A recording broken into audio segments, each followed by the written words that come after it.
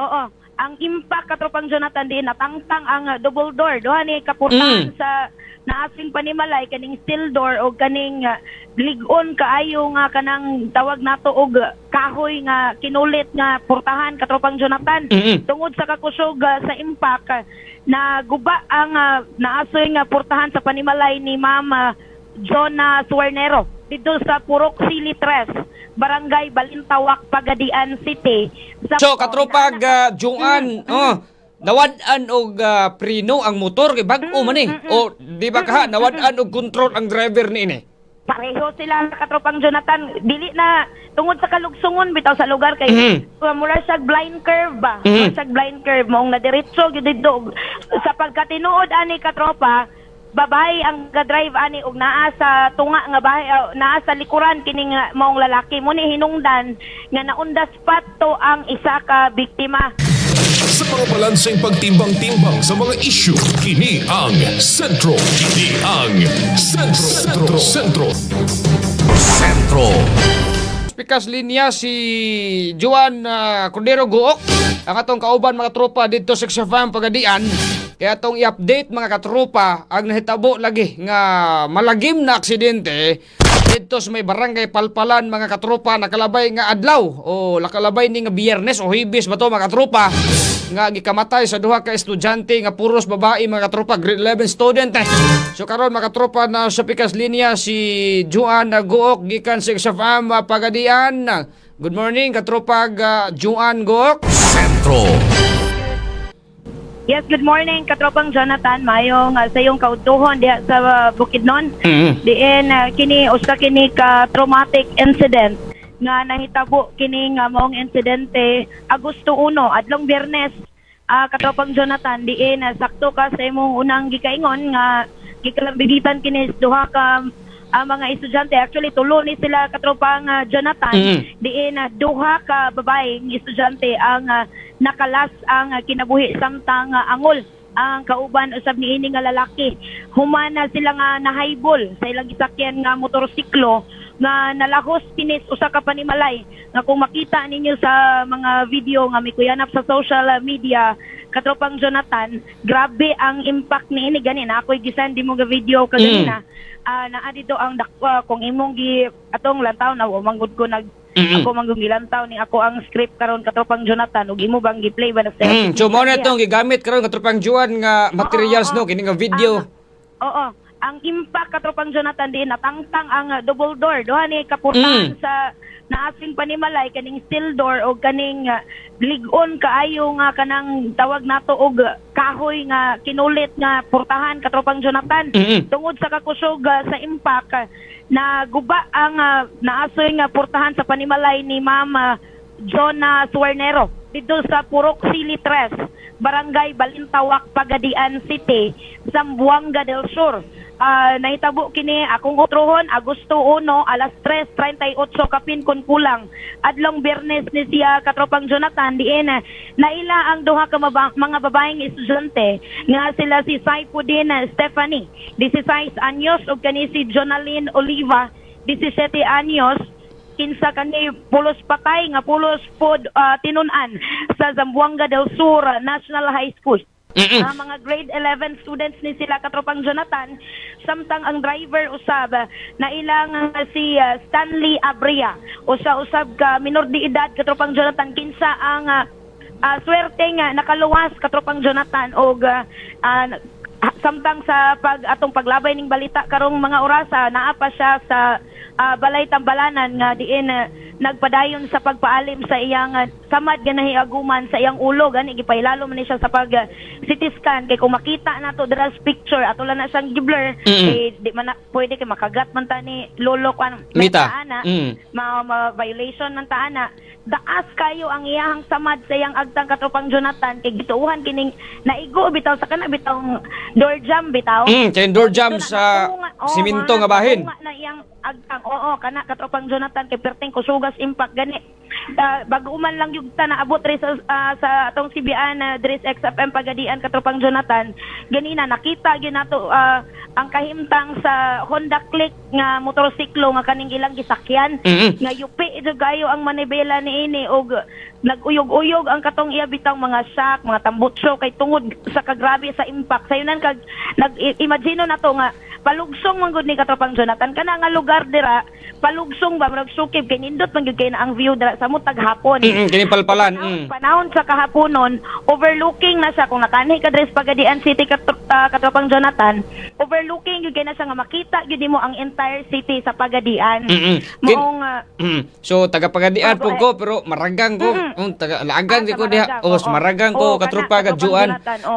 So kung kita nakasinati jud ta Katropang Jonathan no kay diha man taga OJT sa una sa nag-eskwela pa sa college, diha man ang station sa ato ang OJT-han, lisod jud kaayo gyud nga may gani na lang karon, bintaan na lang na Katropang Jonathan kay konkreto na. Sa una kay lubak-lubak ko man gyud na din na. So karong mga panahon na pagkahitabo atong maong insidente Katropang Jonathan, ni action dayon ang barangay risk reduction and management council nagbutang na og signage nga i-check ang ilahang i-check ang helmet, siguradoon katropa nga mag-drive og motor dili hubog, subayon ang motor nga kompleto mga katropa nga walay gitawag nato og kanabitang kakulian sa kadena kay lisod jud gayo sa nga tanan kung mag-drive ka diyang dapita nga naay bikil ang brake sa imong motor kay hinungdan man aning maong disgrasya na wad-an og brake ang gisakyan nilang motorsiklo, hinungdan nga nalahos kini pagkabangka dito sulod sa usa ka balay.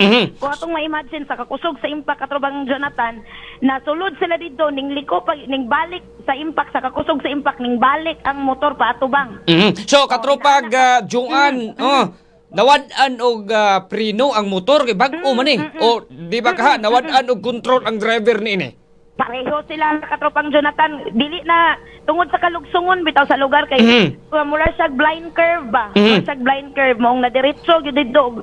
Swerte na lang niadtong panahon na Katropang Jonathan nga ang tag-iya niadtong balaya nga ang iyang anak nga didto gyud naandan nga didto mo pahuway kay sala man tong didto dapita.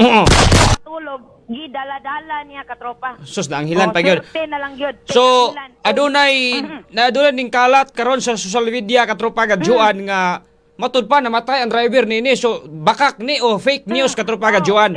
Muni akong sunod nga linya Katropang Jonathan nga gipaklaro sa pamilya Abrea nga dakong buhi ang ilang anak sa ato nang giingon sa unahan Katropang Jonathan nga sa kasamtangan anaa pa sa Balay Tambalanan kaning si Stanley Abrea ipailalom na kini sa CT scan gumikan sa kakusog sa impact nga nahampak niyang ulo dito sa sa concrete nga door jam mong nahiwa ning agtang ni ini pasintabi sa mga katropa natong naminaw karon apan dakong buhi kini nga dakong buhi ang maong bata mo kini si Stanley Abrea og nanawagan in town ang pamilya ni ini nga undangon na ang pagpadayon sa pagpakalat sa mga misinformation, sa mga fake news mga katropa kay makadugang manggod kini siya sa kanbitang trauma nga gibati sa bata. Kay gani kung makita ninyo dito sa video mga katropa, miingon man siya nga mapatay ko sa mga ginikanan ani nila te.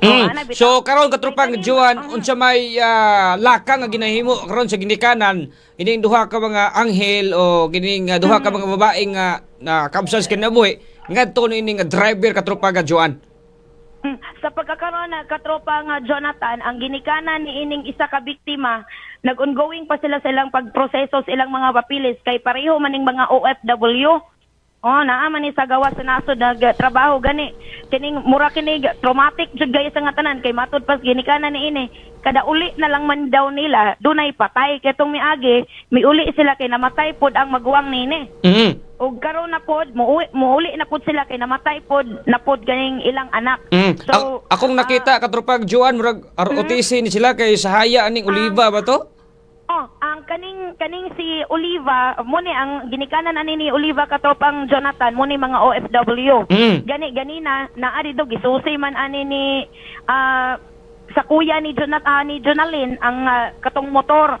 Naka-uniform pa man ganito sa iyang ROTC uniform. O katong nakita ninyo sa kanang mga pictures sa social media nga ang mga ROTC may offer og kanang bitang mga tabang, mga sama sa bulak, mga og tabang pinansyal gumikan kay kani manggong bataa usa ni sa ka number 1 supporter ni siya sa iyang magulang. Every time nga naay ROTC event ang iyang kuya kay officer man gud ni iyang kuya diri sa Pagadian City sa ilang tulungan mo support yun ni siya mulantaw, magdalag tubig, magdalag towel para sa iyang magulang katropang Jonathan. So karon katropang Juan usa may laka nga gibuhat sa pamilya ni didto po si driver. Usa man pailan lag kaso pabayron usa may daga na ni karon. So far katropang Jonathan wala pa sila giinana nga lakang no kay ang gusto nilang mahitabo i-settle sa ang patay nga lawas sa ilang minahal sa kinabuhi nga magmourn sa sila nga kana bitaw gitawag natog hapsay o kanang peaceful ba kay dili man good lalim ning ilang gibati karon kay kung atong mahinumduman 16 o 17 anyos pa lang kaning mga bataa o gapuno sa paglaom sa kinabuhi gani si Jonalyn Oliva usa kini siya ka star player sa volleyball. Volleyball player ni siya. So, grabing ka sagmuyo, grabing ka kahikubos ang hiaguman o nabatian sa pamilya ni ini. Gani karon dunay laing mga balita na po katropang Jonathan nga kaning mga scammer bitaw gigamit na pod ang mga pangalan ni ining mga biktima sa pagpang ngayog Gcash kwarta o mangayog Gcash. So nanawagan karon ang pamilya ni Jonalyn og ni Tiffany nga kani si Tiffany wala na gyud ni dili na ni active ang iyang Facebook account ug wala na gyud nagamit ni ini mga katropa kay naa manggoy 23 friends og naay usa ka book follower nga nagpaila nga kuno siya mangayog tabang para masulbad ang problema nila sa pagpalubong sa ilang pamilya apan dili kini tinuod. Gipanghimaka kini sa pamilya kay sila nangayo silang tabang apan wala sila nagamit aning Facebook page sa mga namatay nga mga biktima katropa. So katropag Juan last na lang gyud kay paubos na tong oras kay alas 12 naman di ay adto na mo yung video karon nagisumpay ba nga sa pagabangga babae ang nagdrive na kung yun ang makita karon babae ang nagdrive aning motora usa kani katinuod unsa man nga video ang sa pagkatinuod ani katropa babae ang ga-drive ani og naa sa tunga nga bahay naa sa likuran kining maong lalaki mo ni hinungdan nga naundas pato ang isa ka biktima mga katropa. So tinuod gid ay ni katropang Juan nga babae ang ga-drive aning panahona. Apan disclaimer lang katropang Jonathan kay murag delay man gud ang labay sa live katropa kaning og kanang video nga naadra nga kanang murag naay basakan sa likod di gyud na mao. Di ni mao asukwahi na mo ni akong but pasabot. Kay sukway na siya pero ang tinuod yun ang isa ka babae ang ga-drive ani wa pud gikumpirma kay wa pud nakita ni nanay nga katong nabilin sa balay nga tag-iya sa ugangan sa tag-iya aning panimalay nga ilang nasudlan kung kinsa nila kay umpod na ilhan ang mga naong sa ga-drive kay kalit-kalit man tong panghitabo apan kumpirmado katropa nga babae ang ga-drive ini. Okay. Maong motorsiklo. Sorry katinuod nga nagkating classes daw ni sila.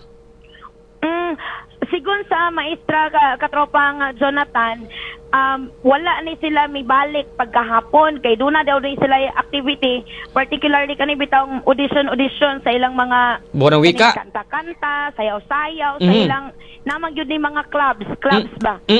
Oo, naay mga clubs aning eskwelahan nakaagi man pud ani sa una.